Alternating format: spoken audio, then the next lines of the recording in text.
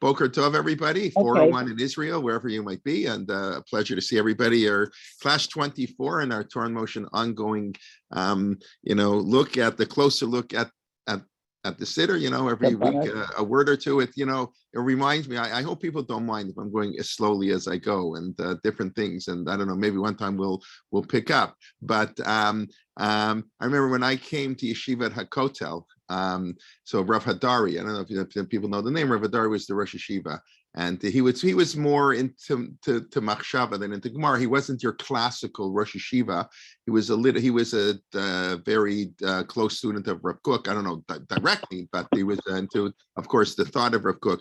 So he would speak every Friday night. I arrived in Yeshiva in February. I went for like a year and a half. We finished the year, so I arrived in February. So he was talking on Kiddush. So I think he was in February. He was up to Yom HaShishi. So from Vayhi Erev Vayhi Boker, or wherever he started in Elulzman, and I don't know, by the end of the year maybe he was at Vayichulu Shamayim V'Aretz. I'm not quite sure. Anyways, that Baruch Hashem, there's lots to learn, lots to discuss, and a springboard. Somebody suggests, I think. We'll dedicate the learning, to say that, for the situation in Ukraine, to pray for peace, and that somehow our learning should bring merit to the world, that we should hear good news. Okay, I just want to pick up on a couple pieces from last week, which will probably take us, more than 2 minutes. But number one, this Rosh Chodesh, we were talking about Rosh Chodesh, so Rosh Chodesh Adar and the Korbanot. Of course, when it's Rosh Chodesh, you don't just say the Korban Tamid as we do every day. You say the Korbanot of Rosh Chodesh. So last week, so Rosh Chodesh, we mentioned, is a woman's holiday, right? Whatever that means, and that's why the women of the wall go on Rosh Chodesh, and and we never really explained the link. I imagine if anyone wants to call out why is Rosh Chodesh a woman's holiday? Well, what's very nice, but why? No sewing. No, that's what they do. What they do. They don't sew. I don't know how many women sew anyways, but right. Why is it that Rosh Chodesh became, quote unquote, a special holiday for women, where the custom developed, they don't do work on Rosh Chodesh? Right, because of the Ched Egel. It's a reward for Ched Egel. The women didn't participate in the Ched. So I don't know, the Levim, the men Levim didn't count. I guess they got another reward. But the Ched Egel, that's very nice. What's the connection? You always have to ask when the Midrash or people say things, these are very nice, but what in the world is the connection between Ched Egel and Rosh Chodesh? Maybe the Avodah Zarah angle? You want to elaborate? Because back then people worshiped the sun, moon, and stars. So maybe by celebrating Rosh Chodesh. That's very interesting. Thank you. I had never heard that explanation before. I don't know if the people worship the moon. For sure, people worship the sun. I believe, what's his name? Leon Kass, in his fantastic book on understanding Genesis, he discusses that's why the sun was created on day 4. In order to minimize the role of the sun. In other words, he's saying we don't think of it that way, but sort of I don't say a polemic against the ancient world that worshipped the sun. The sun was the main god. So God wanted to say, no. God controls the sun. The sun wasn't even created until day 4. Whatever. But I've never heard that people worship the moon. But they probably did. That's an interesting answer, right? So because the moon had a little bit of a form of idolatry, perhaps, so they gave it to women who didn't do idolatry. Okay, good. And I was thinking of other reasons, but I'm always glad you learned the most from your students. Thank you. Any other reasons why Rosh Chodesh might be, what the connection is between not participating in the sin of the golden calf and giving the woman the reward, so to speak, of celebrating Rosh Chodesh being their particular holiday? So I thought 2 things related to the timing. That first of all, what is, according to Rashi, what was the problem with Ched Egel? Moshe said, I'm coming back in 40 days, whatever. And they miscalculated the day. They got it a day wrong, and that's what Aaron was trying to stall them. Aaron figured if I could just stall them for 6 hours, I can just get them, for a few minutes, we'll be okay. But it didn't happen. So it was a miscalculation of time. Rosh Chodesh, of course, is all about timing. It's all about Mekadesh Yisrael v'Hazmanim. We sanctify the time. So it had to do with the appreciation of time. And so perhaps that's connection, perhaps not. Maybe you don't like that. I also think there's sort of the natural connection between a woman's bodily cycle and the moon. There's sort of a 30-day cycle of renewal. And so I think there is some kind of connection there in terms of timing. And then I saw in the name of the Lubavitcher Rebbe that because the moon, is dark, you can't see the moon, right? The way from our perspective on Earth, right before the new moon means the first time you can see it. You haven't been able to see it recently. So the moon represents the idea of having faith. That's kind of what Yocheva was saying, perhaps a little bit in a different angle. The moon is the faith that even though there's, what like Anne Frank said, even though the world is dark, we believe there'll be light and there'll be hope. So Rosh Chodesh represents again that renewal of life. And there was the woman who had much greater faith than the men. B'schut nashim sitkaniot nigalu mitzrayim, because of the merit of the woman. And we went through it on the Kior a few weeks ago, that there was the woman who seduced her husbands. The men didn't want to have any children. Who wants to bring children into this lousy world? And the woman said, no, we have to. And it's Yocheved who went to her parents and told them, have children. All those famous midrashim we've learned. So because the woman had the greater faith, and that's represented by the faith in the moon returning. I don't know if you have other explanations. I'd be happy to hear them. But that's because it's very nice. But you have to figure out what's the relationship between Cheda Egel and the moon. So we're talking either timing or fate, some connection. Okay, that's one point. The other, then I want to pick up on one more thing, then we'll get to Hallel. The sacrifices on Rosh Chodesh. So what korbanot do we bring? Who wants to say? I don't want anybody. What korban do we bring on Rosh Chodesh? So every day, the korban tamid, we bring a sheep in the morning and a sheep in the afternoon. We discussed last week, a keves achat taseh b'boker, keves hasheni taseh ben harbaim. We bring one in the morning, in the afternoon. Consistency, we discussed last week, why that's made perhaps the most important verse in the Torah, either the importance of korbanot, the important consistency, day in, day out, etc. But what's the korban on Rosh Chodesh? Right. Shnei parim, ayal echad, and shivak pasim. Two bulls, one ram, and seven sheep, and a seir lechatat, and a goat for a sin offering. Does that sound at all familiar? What I call 2, 1, and 7. Shnei parim, parim, ayal echad b'shivak pasim b'nei shanat mimim umin chatam v'niskeam. Right? Where does 2, 1, 7 and 1? The 2, 1, 7 is korban olah.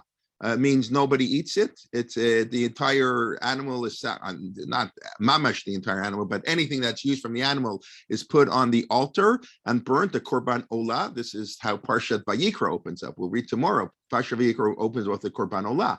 That's the one korban that nobody is allowed to eat, not kohanim, and for sure not non-kohanim. So all these korbanot on Yom Tov, all the korbanot musaf are all korbanot olot. That's what they are. They're I don't know what they call in English, a fire offering. I forget how they translate a burnt offering. That's what they say in English, a korban olah. And then we bring a seir lechatat. A goat is a sin offering. A sin offering means the kohanim get to eat it. Now we'll get to what the sin is in a moment. What's the sin? But 2, 1, and 7. So the truth matter is, I know that's the same korban we bring on Pesach and on Shavuot. In other words, Rosh Chodesh, Pesach, and Shavuot have the same korban. It's also very, very similar to the korban we bring on Rosh Hashanah, Yom Kippur, and Shmini Atzeret, which is 1, 1, and 7. 1 par, 1 ayil, and Shivak Pasim. So basically, all the biblical holidays have 2, 1, and 7 or 1, 1, and 7. So you see right away, without knowing anything, you see right away that Rosh Hashanah, Yom Kippur, and Shmini Atzeret are connected. Now you begin to understand why the Chazan Gadol, and why we wear a kittel on Shmini Atzeret, and why it has that. And we say Yisker, it's got that mood of Yom Kippur, which is why we've mentioned many times, Simchas Torah doesn't work on Shmini Atzeret. I hate to say it, even though it's a big mitzvah to live in Israel. Shmini Atzeret and Simchas Torah don't go together. Simchas Torah only began in the Galut. That's why it began. Second, it just doesn't mesh. The moods are so different. No, that's for another time. What can I say? But so you see Rosh Hashanah, Yom Kippur, and Shmini Atzeret of 1, 1, and 7. Rosh Chodesh, Pesach, and Shavuot is 2, 1, and 7. 2 parim, 1 ayil, and Shivak Basim. So you see, that's the Yontif. Those are the happy holidays. The more Rosh Hashanah, Yom Kippur, and Shmini Atzeret, we'll see in a moment by Hallel, it's a little bit more subdued, a little bit more serious, Yom Hadin. Pesach, Shavuot, we'll get to Sukkot in a second. We left that one out. So that's 2 and 7. So you see already Rosh Chodesh is like a real Yontif, and we discussed last week. It is in the Beit HaMikdash. Rosh Chodesh is a holiday in the Beit HaMikdash. So Rosh Chodesh goes with Pesach and Shavuot. Sukkot, what do we do on Sukkot? So Sukkot is the parim is its own cycle, 13 to 7, because we bring 70 parim, because there's 70 nations of the world. Sukkot is a universal holiday. Sukkot Shalom, the Sukkah of peace. It's a universal. There should be peace in the world. That's what we pray for on Sukkot everywhere. So Sukkot has the 70 parim, but the ayil gets, instead of 1, it's 2. And the kvasim, how many sheep do we bring every day of Sukkot? The 7 days of not Shmini Atzeret. But how many kvasim do we bring? How many sheep? Or maybe I shouldn't have asked. It's not fair. It's in the Chumash. 14. We bring 2 ayils. I don't know, ayilim, ayalot, whatever. An ayil is a male. By the way, it's an ayil always has to be a male. A shlamim can be a male or female. A different korbanot, male, female. The korban Pesach has to be a male. But okay, we're getting into Vayikra, all these laws. So on Sukkot, it's double shnei aylim and 14 kvasim. Why? We discussed it before. This I heard from Rabbi Leiptag originally, because Sukkot is a double holiday, right? Our holidays have 2 cycles. There's Pesach, Shavuot, and Sukkot, the Shalosh Regalim. That's what we all know. We celebrate the Shalosh Regalim as one unit, Pesach, Shavuot, and Sukkot. And then we also know we have the high holidays, Pesach, Rosh Hashanah, Yom Kippur, and Sukkot also. Sukkot is Shmini Atzeret. Sukkot is part of the, so many holidays in September, and we know it's not a coincidence. Sukkot is 5 days after Yom Kippur. The Lulav is our celebration that we had a successful Yom Kippur. That's how the Midrash portrays it. So Sukkot is the end of Pesach and Sukkot. It's a third of the Shalosh Regalim. It's also the third of the high holidays. So Sukkot is a double holiday. It's 2 holidays in one. So therefore, Sukkot, you have to double the sacrifices. You have to have 2 elim and 14 kvasim. It's 2 holidays in one. Now you know why Sukkot is man simchatenu. Why do we call it? It's time of our happiness. 2 holidays in one. It's the happiest time of the year because we mix it in all together. Okay, so that's a little bit the korbanot. You see, again, we never do this stuff because, it's boring and who pays attention to this stuff? And we're too busy learning the medrash that Abram smashed his father's idols to actually read what it says in the Chumash. So, you just read the psukim in the Chumash, and it's this obvious how the Torah, if the Torah is presenting the same numbers and the same korbanot, obviously they're relating these holidays. So it's clear Rosh Chodesh is like Pesach and Shavuot, and it's clear Rosh Hashanah and Yom Kippur and Shmini Atzeret are connected, and it's clear Sukkot is a special holiday. Like, wow, that's like in its own category of its own. All the holidays have one thing in common. Seir echad lechatat, sirizim echad lechatat. We bring a goat for a sin offering. Why? What's the sin? I stumped everybody. Oh, Tova, what's the sin? Going to pick on my sister in Israel. She's busy, okay. Isn't it Cheda Egel? Oh, that's the woman. We already went through Cheda Egel. I know, but that's an Egel. That's not a Seir. The para, the Gemara says the para aduma is a kapara. It's an atonement for the Cheda Egel. The Egel grows into a par. But no, so what's the sin of the Seir? Ched of Yosef. I'm sorry? Selling Yosef, maybe? Excellent. Selling Yosef. Beautiful. Of course, what did the brothers do? They dipped his coat in a seir and they sent it to their father. Look at, do you recognize the coat by any chance? So disgusting, right? Callous, cruel, right? It's Nechama Leibowitz, I had the pleasure of, I've mentioned many times, of being, learning with her when I was in the Gris Kollel in YU. So one of the first, I remember she would just point out, one of the first things to point out, what do the brothers do after they sell Yosef? What's the next verse in the Torah? They have a meal. They have lunch. They have lunch. Torah doesn't care they had lunch. Torah doesn't tell us every time Avram Avinu had a meal. Torah doesn't tell us any biographical information. The Torah only tells us moral information. Every verse and word in Torah is moral information. Torah couldn't care less about what they wore and who cooked. And when the Torah says, Avram, the Sarah, go cook and bake for them, that's the Torah's thing. Unbelievable. You throw your brother in the pit, and then you can go down and eat lunch. Unbelievable. Anyways, so the Se'irizim Lechatat, of course, is Yosef. We have to forget about it because that's why we end up in Egypt. All our holidays celebrate Zecher Li'Yetziat Mitzrayim.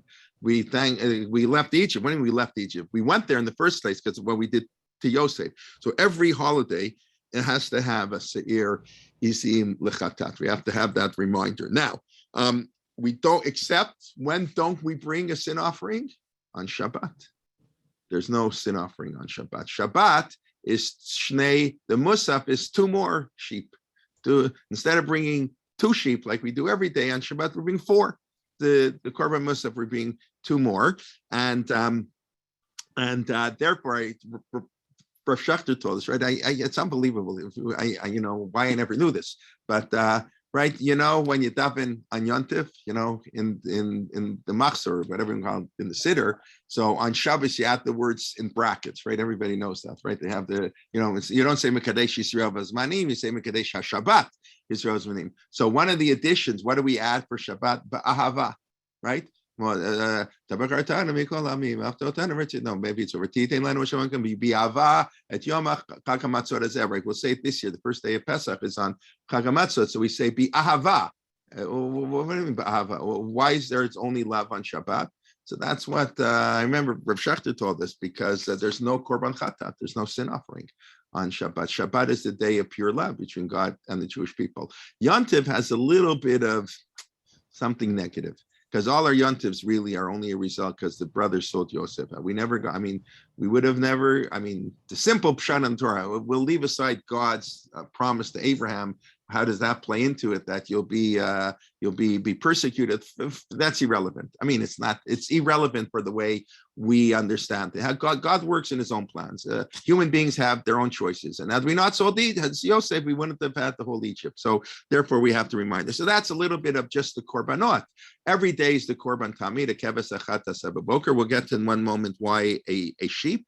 But and then on Shabbos we add some more musaf. We add a little bit more, and then of course on all the Yamim Tovim we add musaf and Rosh Chodesh also. And that addition is much different: 2, 1, and 7, or 1, 1, and 7. 2 parim, 1 ayil, shiva kvasim, and we throw in a seir echad lechatat. Okay, so that's a little bit just to finish up the korbanot section when we do Shabbos Rosh Chodesh. Now I want to discuss. We'll finish up. We were talking about halal last week, halal on Rosh Chodesh. So let me open up the sugya in Erchin. It's very fun. Okay, so I mentioned the discussion. It's a short discussion. It's like 30 lines, not even. It's half an amud, like a quarter.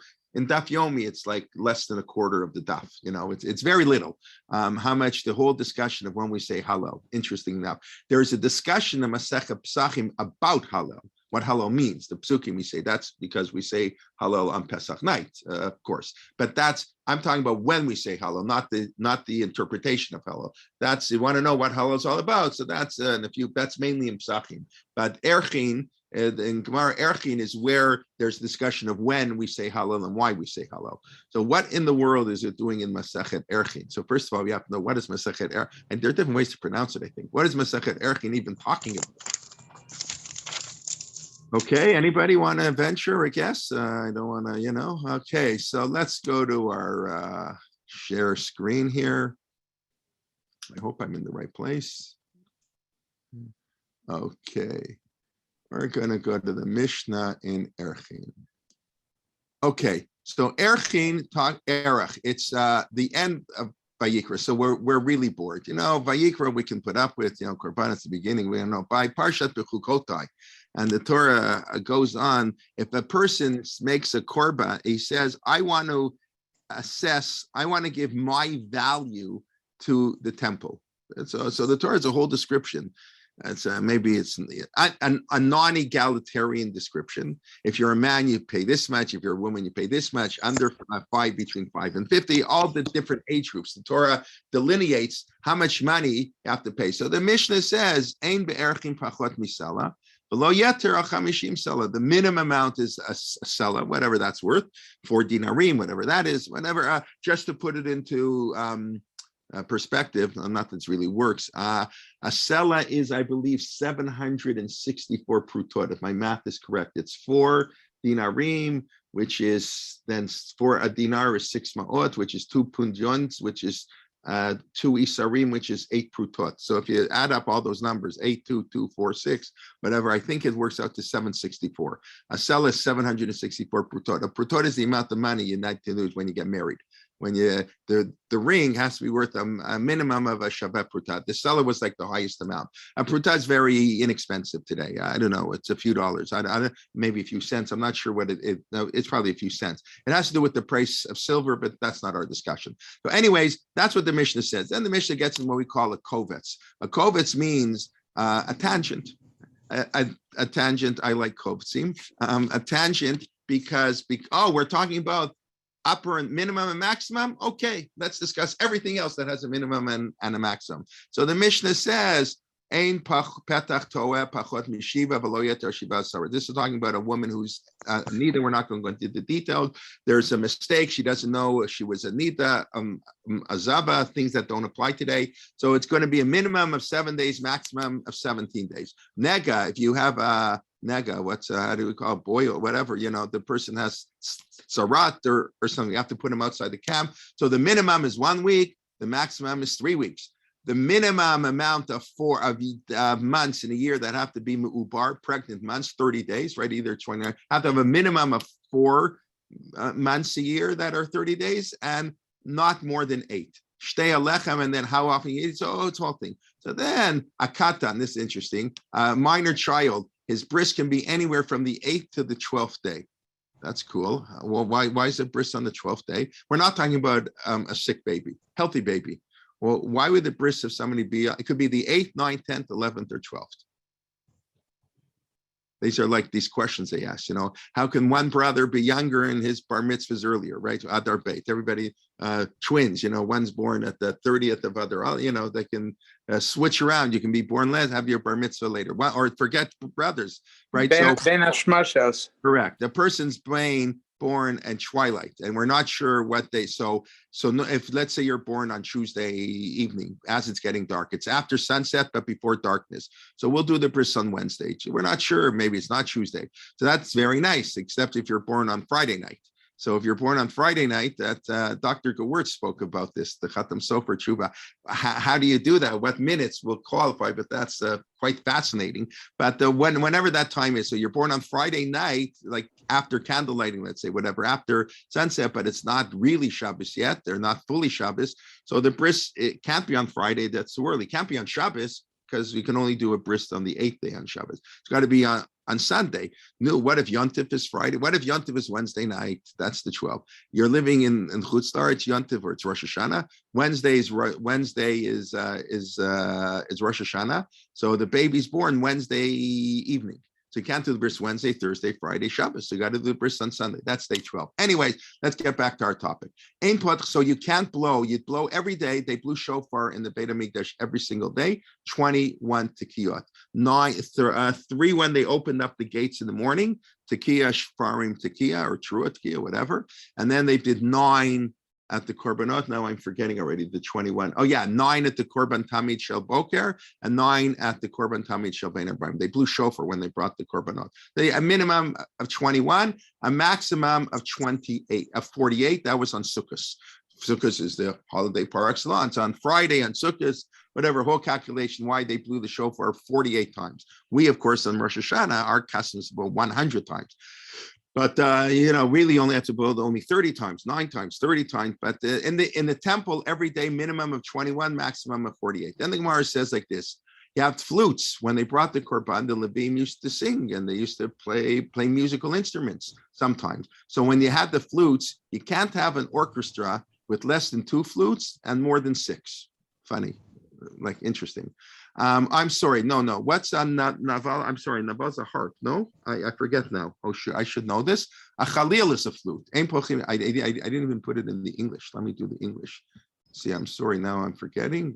What does it say?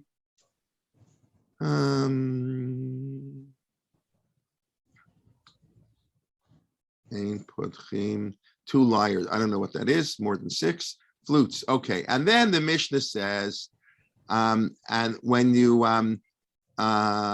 V'shnei yom b'shana hachalil makil lifnei hamizbeach. 12 days a year they used to blow the flutes in the temple. 12 days a year. What's happens 12 days a year? B'shchitat Pesach Rishon, when they brought the Korban Pesach. When they brought the Korban Pesach, if you couldn't bring it, if you were Tameh, so we can bring it a month later. So when they slaughtered the Korban, and the Mishnah in Psachim describes how they used to say Hallel. As they shechted the Korban, very beautiful, and they would say Hallel as they're bringing the Korban Pesach. Yontav Rishon Shel Pesach, first day of Pesach. Yontav, first day of, there's only one day of Yontav. This is in Israel. The Mishnah is written in Israel. And the 8 days of Sukkot, we know we say holidays for 8 days, so that is 12. Pesach, Shavuot, 2, Sukkot, 8, Shmini Atzeret, that's 10, plus the 2 Korban Pesach. So the Gemara wants to know why. I'm actually going to do something I don't normally do. I'm going to do it in the real Gemara. If I can, that's the wrong real Gemara. Where's the real Gemara? And the Shas Vilna, the Vilna Shas. So here it is. So the Gemara wants to know, I hope you don't mind, tell me if you do, I can go back to the English. So the Gemara wants to know why. Well, what's special about these days? So the Gemara says, these are the 18 days, it's at the bottom at the 2 dots. I don't know if I can paint it out here, maybe I'll go back. There's the 18 days that people say Hallel. There are 18 days a year that people say Hallel, if you live outside of Israel. And of course, that's the 10 days there, or that we don't say it, and they're not bringing a Korban Pesach on the 8 days of Hanukkah. On the 8 days of Hanukkah. So the Gemara wants to know, I'll go through, the Gemara wants to know, very nice, why do we say Hallel on all of the days of Sukkot and not on all the days of Pesach? What's the reason we were all taught in kindergarten, right? Why were we taught in kindergarten? Why we don't say Hallel on Pesach, on Chol HaMoed Pesach? Why? Because the Mitzrim died. Of course, everybody learned that because the Mitzrim died. My creations, the Egyptians were God creations, also created in the image of God, are drowning, and you're singing songs of Hallel. It's a beautiful, very liberal, beautiful idea. It's a very difficult midrash. I don't know. I every morning when I go to shul, they say Az Yashir. You know how the Egyptians drowned at the sea. We say that 365 days a year. Exactly what's it's not so simple. And let's take a quick look. Oh, that's the wrong place. That's not where I want to go. Let me share my screen again, and let's see what the Gemara says. The Gemara doesn't say this. This is we're all taught this, but I don't know, Yocheved, you can ask why you were, I don't know what you were taught, like, in Prospect or whatever, why certain things are very popular, certain things are not taught, I have no idea. But the Gemara says, it says, why do we say it on Sukkot every day? Why not on Pesach? The Gemara gives us a different answer. Kol Yuma Dechad Chalukim B'Korbanotayim. Every day of Sukkot has a different korban, because the first day they're 13 parim, and the second day they're 12 parim, and the third day they're 11 parim. But Pesach is that same boring korban, 2, 1, and 7, 2, 1, and 7, 2, 1, and 7, 2, 1, and 7. I'm like 13, 2, and 14, 12, 2, and 14, 11, 2, and 14, right? It's different. So first of all, you see the importance of korbanot. You see that korbanot and Hallel go together. That's the way we praise God. What's Hallel? We're singing to God. Korban is a way to get closer to God. So korbanot and Hallel are clearly linked. That reason must say it is a midrash. Yes, the midrash does give that beautiful reason, but that was given only to the angels. That wasn't to human beings. God gets angry at the angels for singing when the Egyptians are drowning. He doesn't get mad at the Jewish people for singing as Yashir. We who suffered, we are, and whatever, collectively who suffered, we have the right to sing when our enemies are destroyed. The angels had no right to sing. That's why the Gemara, it's a very nice midrash, and I understand, I guess I do understand why they teach it us in kindergarten in grade 1. What are they going to teach the kids in grade 6? Oh, the korban is different. The kids don't know what the korban, they don't know. Elim, Fasim, it's much easier. Teach the beautiful medrash. And okay, so that's what the Gemara says. That's why we don't say it on Pesach. What about Shabbos? Shabbos, different. The korbanot are different than the rest of the week. It's not a moed. That's what we said last week. It's not a moed. Rosh Chodesh is a moed. Rosh Chodesh is a holiday like Pesach and Shavuot. It's a real holiday, like in the Beit HaMikdash. Yeah, but you can do malacha. You can do work. So as I said, that's what we said last week. You need both. By the way, and I have to look into this a little bit more, but there are mefarshim who say that when it's Shabbos Rosh Chodesh, then you have an obligation to say Hallel. We should say full Hallel, not just half Hallel. Our half Hallel doesn't really count. It's a minhag. We say half Hallel on Chol Hamoed. The Gemara doesn't know from half Hallel here. Right. So, but we say half Hallel on Rosh Chodesh. That's like a minhag.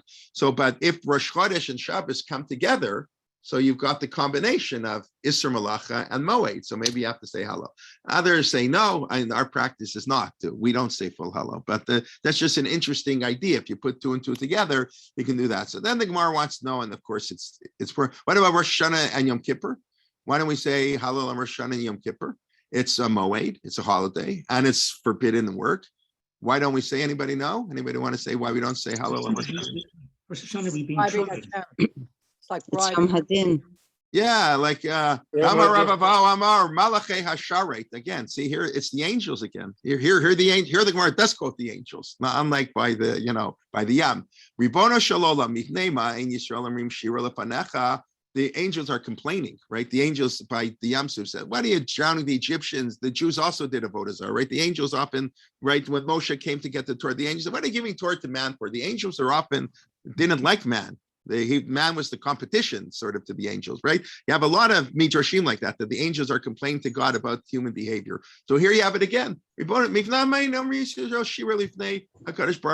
These Jewish people, and they come to shul, they pray all day, and they don't even sing your songs of glory. What's wrong with them?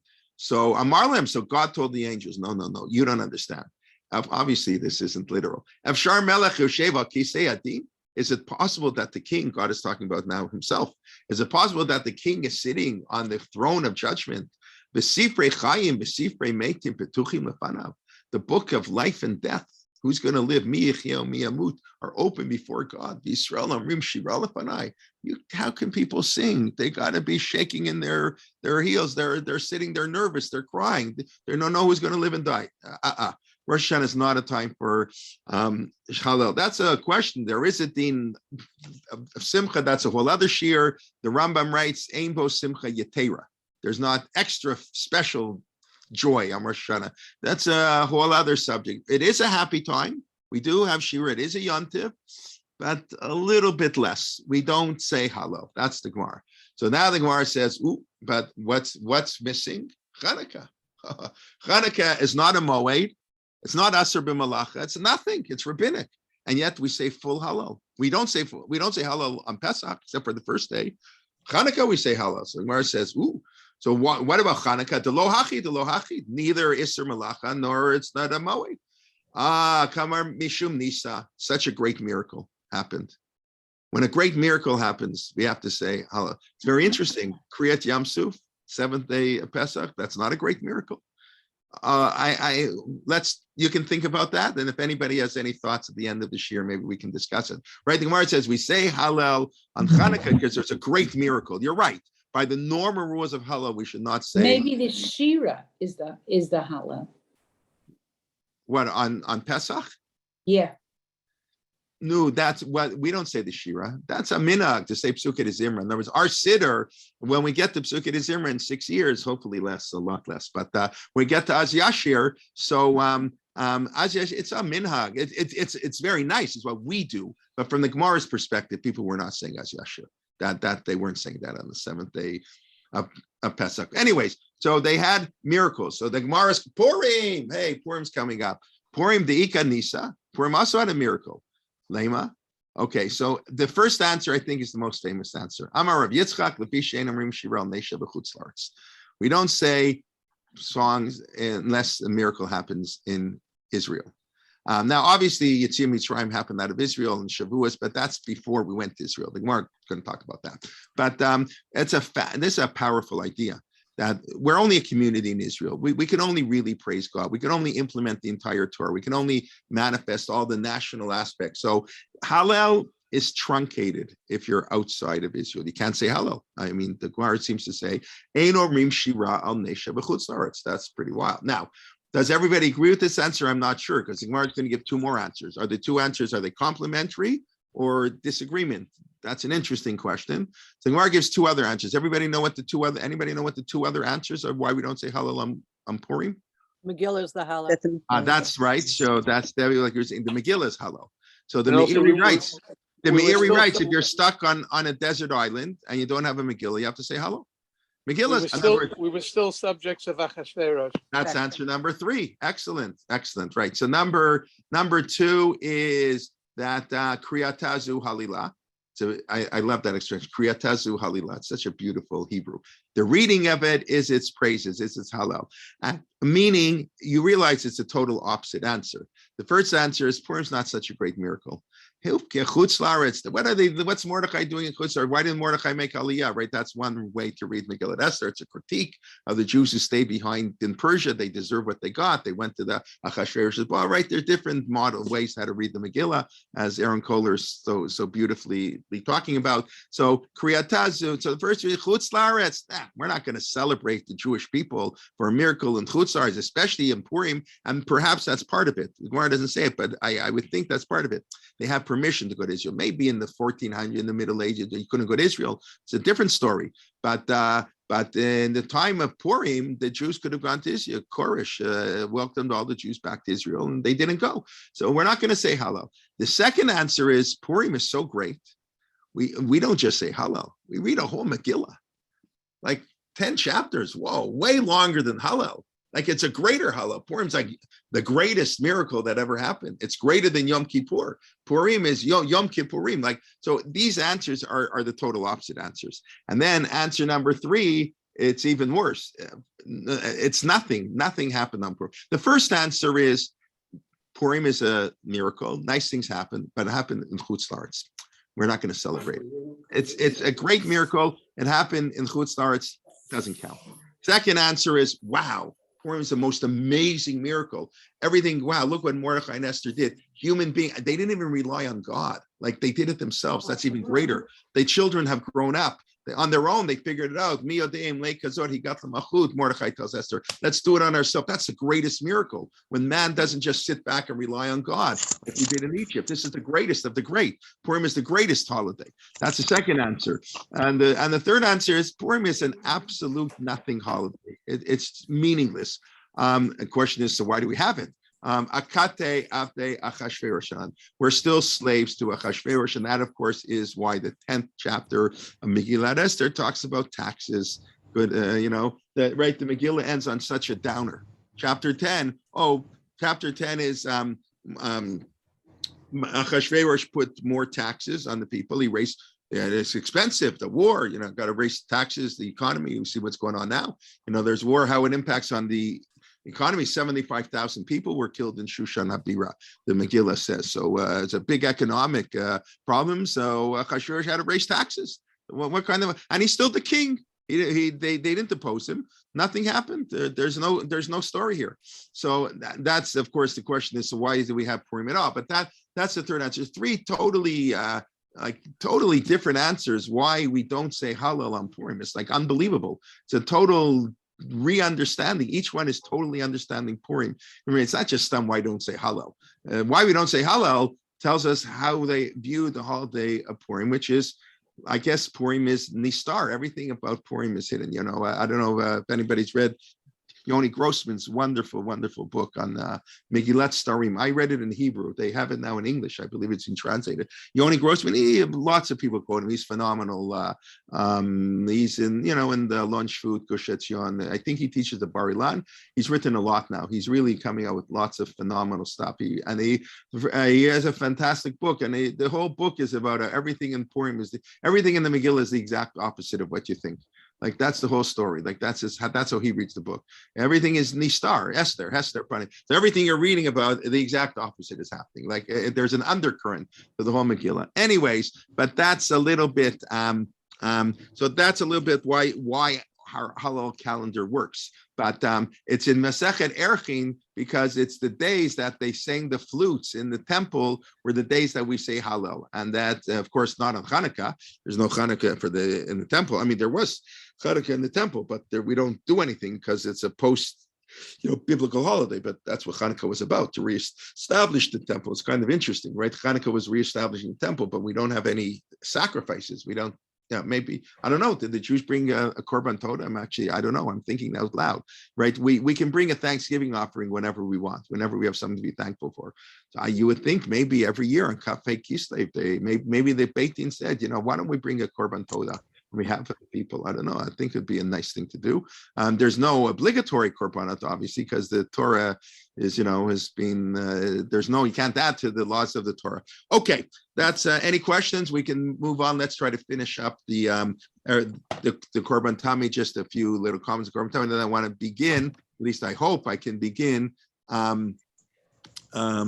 With Kelman. Okay, so we're by say the korban tamid, as I mentioned last week, according to some Rishonim, this is a biblical mitzvah, maybe the only part of the Siddur that's a biblical mitzvah to say. So, because as we've discussed many times, and other people discussed, and Tamid Shagowitz mentioned it last night, when you say korban, it's as if you're bringing it, if it's considered the fulfillment of the mitzvah. We discussed that a couple of weeks ago. So there's something very important, apparently, of saying the korban. Why so many places skip it? No, that has to do with our attitude towards korban in general. We don't relate to it. Whatever it is, that's I remember Rav Shecht used to tell us how what the Gemara we discussed, I think 3 weeks ago, that's the schut to Eretz Yisrael. That God, that's what God told Abraham. How do I know I'll inherit the land? And God said, when you bring korbanos. So Abraham said, that's great when there's a Bein HaMikdash. When there's no Bein HaMikdash, it's okay. Just you say the korbanon, it's the same thing. But the korbanon is a schut to Eretz Yisrael. So I remember Shechter would tell us, those old men in shul, who come to shul early and say all the korbanos. So I guess in Europe, maybe they said it more. I guess it's the American, quickly just go to Rabbi Shmuel Amir. Anyways, whatever it is. Okay. So we discussed last week part of it, or most of it, just that, just a couple. So what's korban ilach milishai? So just Rashi, Rashi in the Chumash. So first of all, korbani. What's the korban? The main part of a korban is the blood. I mean, so I don't want to get all gory, but the main part of the korban is sprinkling the blood on the mizbeach. That's more important than putting anything on the altar. That's what a korban means. And if you learn Masechet Zvachim, it's like unbelievable. Like if the blood is sprinkled, there's the chud hasikra. There's a sort of a line going halfway up the height of the altar, and up and two and four on every corner, on one corner, on two. It's so you look at it like, who cares, right? I mean, that's what we would think. But the Torah is so regimented. That's because the difference between the prophet and the priest. I think I mentioned Norman Lamb's phenomenal talk about the difference between the prophet and the priest, right? The prophet is full of fire and and excitement, and does his own thing. The priest has to be so precise. You do one wrong thing, like Nadav and Avihu, you get killed. Like it's Jonathan Sachs talks about in his introduction to the Siddur, right? We've mentioned this a number of times. We mentioned that Keneged Kulam, the Korbanot and Tefillah are the two opposites. Korbanot are regimented. Tefillah's service of the heart is so different. So it's so, we find that, I think, hard to relate to, the precision which the korbanot have to bring. But the main aspect of the korban is sprinkling of the blood, and there are very detailed rules of how to sprinkle that blood. We on Yom Kippur back and forth, and then he went here and he poured the blood there, and then the blood would go out this way and that way. Very, very detailed of how they would through the blood. And then lachmi, korbanit, the lechem, the food. So that's the limbs you put on the altar. I don't want to say you're feeding God, but that's a korbani. The korban, the way, is sprinkling of the blood. Lachmi, lechem, the food, that's putting on the limbs. That's how Rashi explains. And reich nichoch. So we spoke about reich nichoch a few weeks ago. Smell tells us what will be. It's anticipation. You bring the korban, you're going to be better. Some point out from the word nachat. Really, it's interesting. I don't know if that's true linguistically. I don't know Hebrew well enough, but that nichoach and nachat, people tell me, is connected. That it brings nachat. It brings peace and contentment, both to God, I guess, that we fulfilling His command, and maybe to the Jewish people. Now, Tishmeru, guard it. So this is, believe it or not, this is what the Mefarshim say. Commentaries say this is the origin of the Mishmarot. We know that the Kohanim and the Israelim were divided into 24 Mishmarot. The number 24 is a convention. And the Mishnah said they used to have originally 8, and I think they went to 16 or 12, and then they went to 24. Just has to do with how many numbers they need. Like how do you get everybody a turn? There's no specific number. But a Mishmar, you have to have. Remember, the Korban Tamid is brought on behalf of the entire Jewish people. So we also discussed the Mamadot. So everybody's divided into groups. So the Korban has to be watched. There are people representing us who bring the Korban, but they're bringing it on our behalf. Lakrivli b'mo ado. What does b'mo ado mean? Not that it's a moed, right? What is b'mo ado? In its time. In its time. So what does that mean? Why does it? Obviously, I bring it in its time. Well, what is the Torah adding with the word b'mo ado? It has to be bought a certain time. No, that you can bring it even on Shabbos. Now, that's how the Gemara interprets. Yes, it does have to be brought at a certain time. Of course, that is the fourth parak in Brachot, even Tfilat HaShachar at Arba Sha'ot, whatever. Yes, but b'moado, the Gemara interprets even like it's so important to bring it at its proper time, even on Shabbat. And of course, this is why Hillel became the Nasi, right? Because of this word b'moado. Because the Gemara in Psachim said that 1 year, I guess the Beit Din would try to avoid it. Now we had it last year. When Erev Pesach is on Shabbos, we can go I think it's happening in a few years. That's usually what happened. We don't have it for 20 years, and then we get it next to each other. That's the way the calendar works, the quirks of the calendar. So b'moado, so they didn't know, it was in the temple, and Erev Pesach was on Shabbos, and they're hanging around, and nobody knows. Are they allowed to bring the Korban Pesach? An amazing thing. Can you imagine? Nobody knew. The rabbis didn't know if you are allowed to bring the Korban Pesach on Shabbat. Why not? Why wouldn't you bring the Korban Pesach? Because the Korban Pesach is an individual Korban. It's not communal. Everybody brings Korban Pesach. So you bring it for 50 people. Everybody, it's not so that the Korban, these Korban, it's one Korban, it's one kevis for the entire nation. Not like everybody brings a sheep. We bring two, 1, and 7. That's it. Not every 2, 1, and 7 for the entire people. Korban Pesach, everybody brings Korban Pesach. You're not allowed to bring an individual sacrifice on Shabbos. No, but it's sort of a Korban Sibur. It's for the community. So they didn't know what to do. So until Hillel, Hillel came from Bavel. That's Hillel. He wasn't a native. The student of Shmaya and of Talion. That's who I see. It's the Huda that we can pray Avot. And he said, it says b'moado. He learned from his teachers. I think he goes to Shmaya and of Talion. It says b'moado by Pesach, and it says b'moado by Korban Tamid. Moado in its proper time. The same way Moado means even on Shabbos by the Korban Tamid. So even for the Korban Pesach, is brought on Shabbos. That's what we call the Gzeira Shava, which hopefully we'll get to in a couple of weeks when Rabbi Yishmael Omer, the 13 principles, literary analysis, very common today. Maybe back in the time of Gemara was unusual. Today, we're very into that in all the way we read literature. We look for common phrases and literary analysis. So you have the same word, b'moado, and Hillel said, therefore we can bring the Korban. So they thanked Hillel. Then Hillel got upset at the people. Why didn't you pay attention to your teachers? What do you mean you don't know? What were you doing? And anyways, they appoint Hillel as the Nasi of the Jewish people. That's what the Gemara says. That's what we get. The Gemara in Psachim. That's how Hillel gets appointed. From the word b'moado, it has to be. Okay.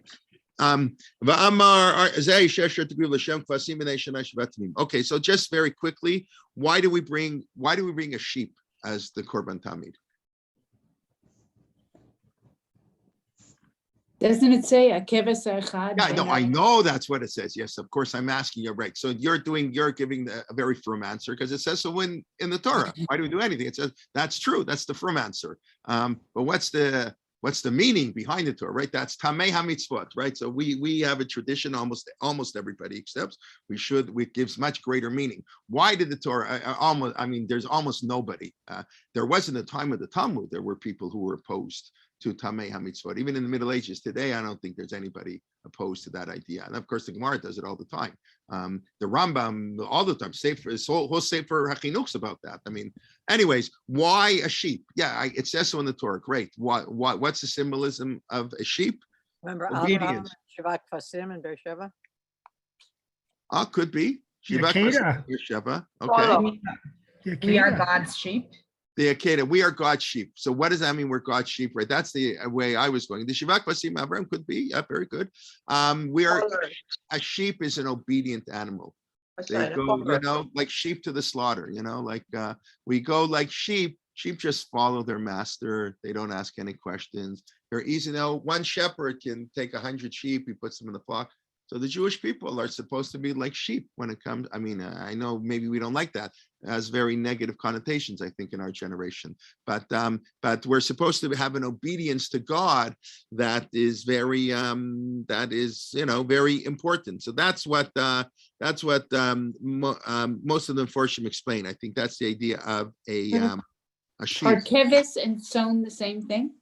So kevis is a form of son. Bakar is cattle, like mina bakar. So son would include kvasim, izim, or minat son, and bakar would include parim and different. So bakar and son are the main categories, and then an animal is either from bakar or from son. So the korban pesach can only be in son. You look, open up the chumash. I don't know. Open the chumash, Parshat Shavua, tomorrow morning, right? So open up Vayikra. How does Vayikra begin? So an ayil is what?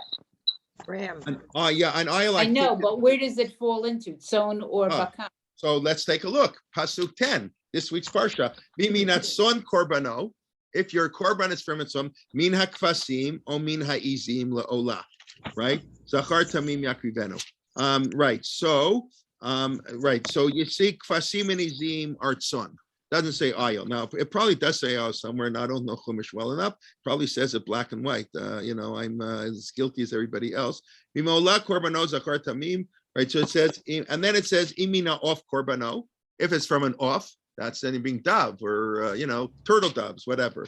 But where is imin ha, ominat son korbano, right? Where's min ha bakar? I don't know.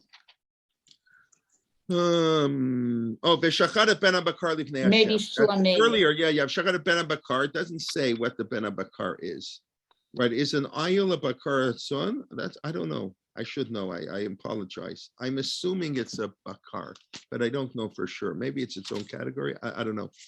I don't know. Im zevach shlamim korbano imin habakar imin hazachar nekeva yikre samach yado. Whatever. Okay, that's in kevis, yeah. All right, I'll have to look more. I apologize for that, but yes, but that's Korban Yachid. I'm sorry. Maybe an ayil was not brought as a korban yachid. Is that possible? That only. I'm saying anything is possible. I don't know. I apologize for my amaratzis here. Is an ayil ever brought as a korban yachid? That's very interesting. I don't know. I'm sure it's somewhere, and maybe it's obvious. I don't recall. I mean, I haven't learned for a while. I went to the Mishnah. I don't recall. There's certain, let's say, right, there are certain, like, I say, the korban pesach will be zachar, certain korbanot have to be from certain animals, the korban chatat. Can you bring a korban ayil as a korban? I don't know. I just have to look. I'm sorry. Anyways, but. Excuse me, Rabbi Kelman. Yes. Izim are goats, correct? Izim are goats, yes. Right, so this means that the Torah considers a goat a type, well, because so usually we translate it as sheep. Right. So the Torah will consider goat a type of sheep. So I'm going to explain my real ignorance. I don't know the difference between a lamb and a sheep and all these animals that I should know, that if you live on a farm, like, and what's a male goat and a female, right? They all these things, a ewe, and a ram, and scientifically, goats are a different animal than sheep. Right, an ayil is a male sheep, a kevis is a female sheep. That I understand, but right. So an ayil is considered a ram, right? A ram. That's right. So that is a male sheep, right? It means a sheep with horns. Yeah. And a kevis is the mother sheep. But it's interesting that goats, which I think, in the real world, quote unquote, whichever we call the real world, that a goat is really a different animal. So it's interesting that in the Torah it's considered. It's part of it. Yeah, I don't know. Yeah. Subservient to the overall. Goat has a beard, no? That doesn't. Right, right, exactly. I mean, I guess you could call them cousins. I guess that's why we call it a goat beard. Yeah, but like that's where it comes from. Goats, sheep, and cows are really three different types of animals. So it's interesting. Right. Now the Korban Pesach has to be a lamb, has to be under like a year. You know, like they're different Korban, different age groups. Again, the Torah is so specific on how all they have to be. But you know, okay. We have to learn Parshat Vayikra a little bit better and see, right? That's where most of these are, Vayikra and stuff. Okay, thank you. Okay, that's just one more point where we have to wrap up. So sheeps are obedient. They're also weak, and that's sort of Klal Yisrael a little bit. We need sheep are, I say we take them to the slaughter, like sheep to the slaughter. No. So sheep, hold on. Sheep. So sheep are vulnerable and weak, kind of like Klal Yisrael without God's protection. Like so I think that's the idea of the. It's not a coincidence, and of course, a par is a strong animal. You know, when we bring Shnei Parim, we bring on Sukkot. The par, you know, is a very strong animal. The animals, I know Reb Hirsch talks about this a lot. I mean, he go on and on. The symbolism about, you know, everything in the Mishkan and the Korbanot. He's written a lot about that. A lot of them, of course, write about it. But anyways, that's just a little bit on the sheep. Just very quickly. Then what do we say? Okay, every day. One in the morning, one in the evening. And by the way, I guess the one in the morning, one in the evening, that was the day of the Beit HaMikdash. The first thing you did in the Beit HaMikdash, or the first thing Korban was brought into the Korban Tamid in the morning, they used to bring it at Amud HaShachar. The Mishnah, they used to go out and see when the little things of darkness, where the little light is beginning to shine, then they would get prepared for the Korban Tamid Shel Shachar. We discussed on the Trumat Hadeshen a couple of weeks ago, cleaning up the altar. That'd be like at 3 a.m, because they had to get it ready for not for sunrise, for dawn. For dawn way before sunrise. So then, and you know, in Israel especially, it's even earlier, I think, than here. I don't know, from daylight saving time back then, they didn't have any clocks. Everything was based on the sun, but it was early in the morning. People got up early in the morning. They didn't. I imagine they didn't go to bed at 8 o'clock. They went to bed when the sun went down. I don't know. But anyways, so that was the first thing. And the last thing you could bring in the Beit HaMikdash closed early. Bankers hours. They had bankers hours. So it closed with the Korban Tamid Shel Bein Arbaim, which was brought at 3:30 in the afternoon on a perfect day. What we call it. If the day goes from 6 to 6, Sha'ot Zmaniyot. So then Kriyat Shema has to be said by 9 in the morning, a quarter of the day. Tefillah, davening has to be said by 10 in the morning. 12:30, 6.5 hours is the earliest time to bring the Korban Mincha in the afternoon, which they would bring on Friday on Erev Pesach only. And then the normal, it would take an hour to prepare it. That's what the Gemara says. They start at 12:30, bring at 1:30, and then 3:30. That's what we call Mincha Gdola at 12:30 and Mincha Ktana. Mincha Ktana is at 3:30, 9.5 hours. It's not necessarily 3:30, but on a perfect day, 9.5 out of 12 hours, a little bit more than 3/4 of the day. That's when they brought the Korban Tamid. Aleha Hashleim Kola Korbanot Kulam. When you say if you say the full Korbanot, you'll say when they have the order, Aleha Hashleim on the Korban Tamid. That's you finished. The Beit HaMikdash closes no later than 3:30 in the afternoon. Closes with one exception, Erev Pesach. The only exception, they would bring the Korban Pesach has many exceptions to all these rules. Nothing went on the altar. None of the meat of the Korban Pesach went on the altar. The Kohanim didn't get any of it. It was a very different Korban. And the whole purpose was different. And everybody brought it. It's like a totally unusual Korban.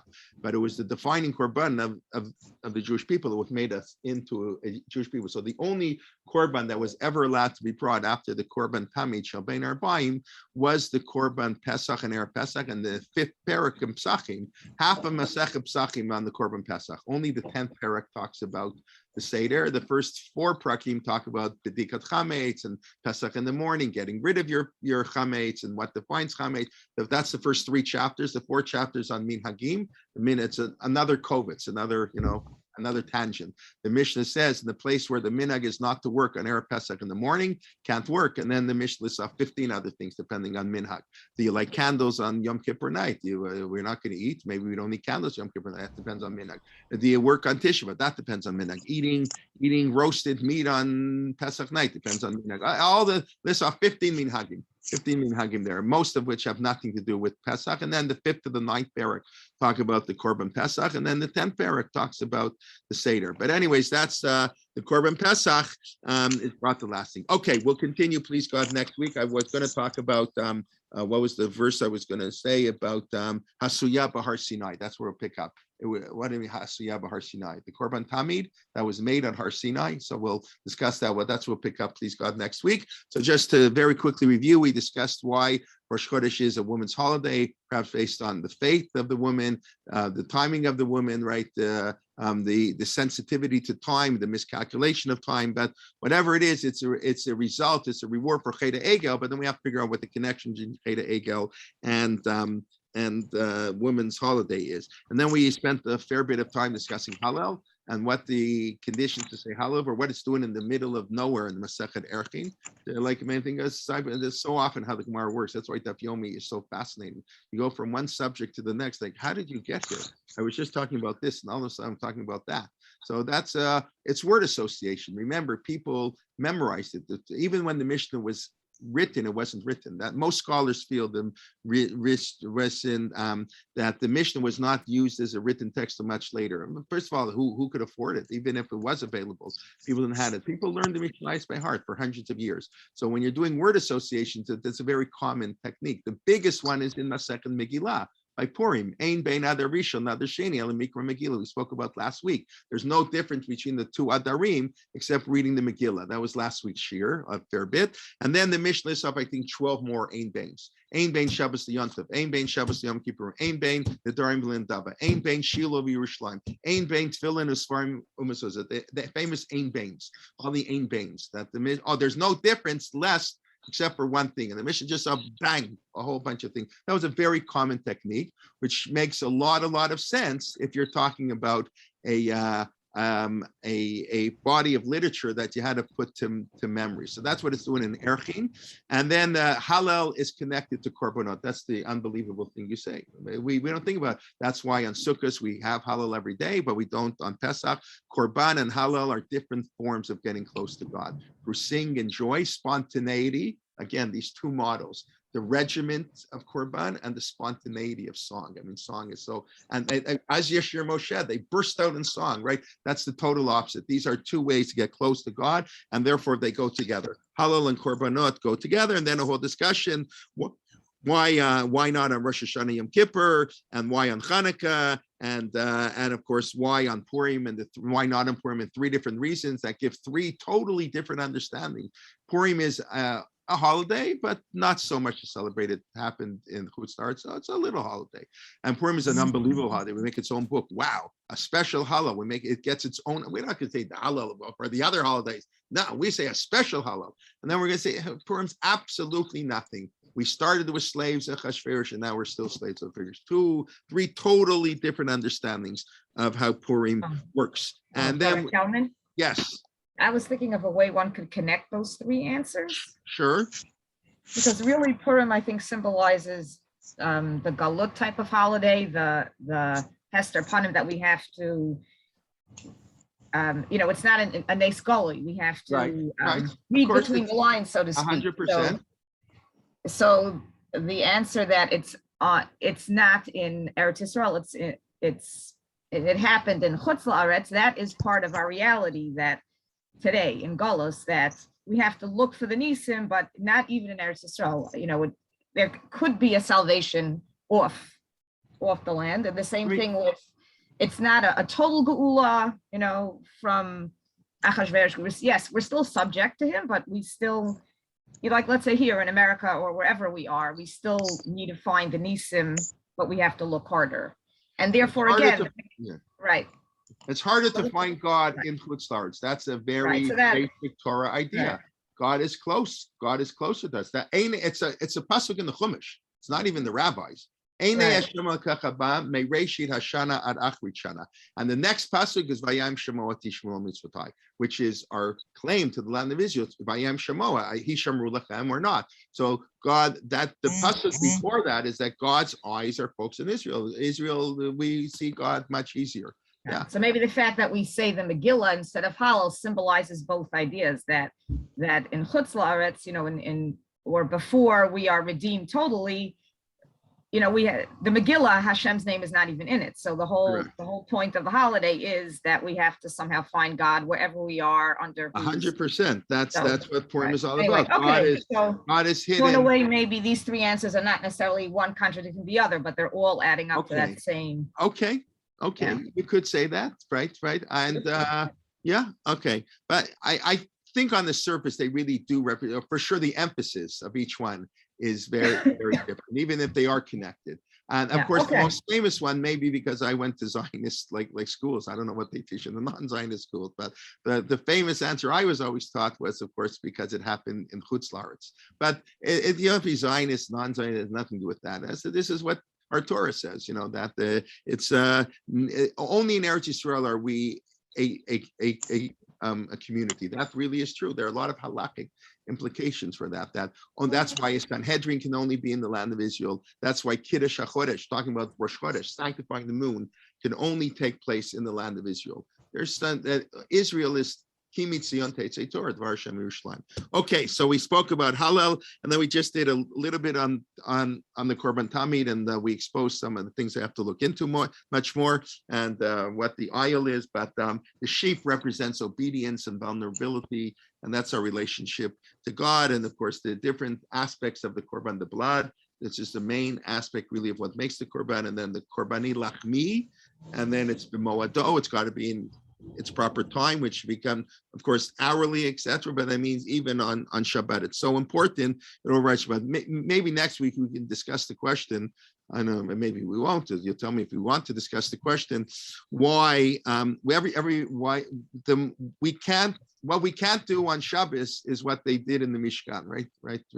Are the laws of Shabbat are derived from Mishkan? So how come the Mishkan was allowed to operate on Shabbos? The Mishkan shouldn't operate on Shabbos. In other words, that's the place the most shouldn't operate on Shabbos. Or we learn Hilchot Shabbos from Mishkan. I don't know if you think that's a worthy question. I'm happy to spend a few minutes to discuss that issue.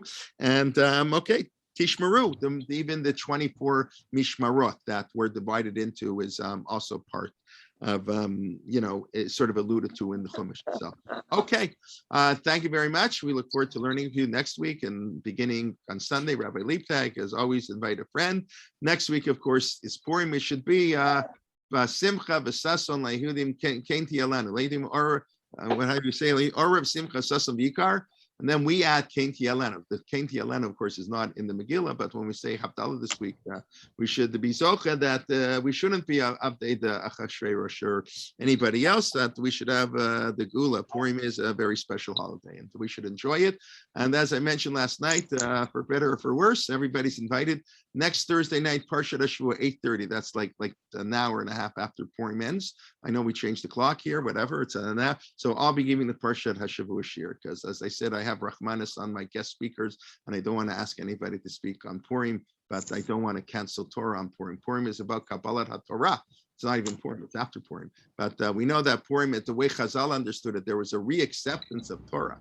So that's everybody is invited if you want to come, hopefully. On Thursday night at 8:30, we will have a Parshat Shavua shir, but I'll be giving it. But Wednesday night, Dr. Sokolow, and Thursday morning, Shuli's wonderful shir that everybody loves, will not happen on Purim. That we will take a rain check on. And yes, I see that in the comments. I have asked Yoni Grossman to give a shir brief, but it hasn't happened. Okay, what can I tell you? Sheep have their positive connotation, arouse our empathy and care. Oh, that's very good. Thank you. You're right. Sheep arouse our empathy and care. That's good. I didn't think of that, but 100%. I raise sheep. Oh, maybe. Okay. God is the first Zionist. Okay. Yes, that is true. God is the first Zionist. To see if there's anything else I missed here. Sheep are obedient. Yeah, that's what we discussed. Just like congregants. Well, that's okay. We'll leave that for you to decide. They can and do survive without shepherds. Yeah, some people. Can we get Yoni Grossman on? Yeah, I'd like to. With okay, everybody, be well. Shabbat shalom. Thank you very much.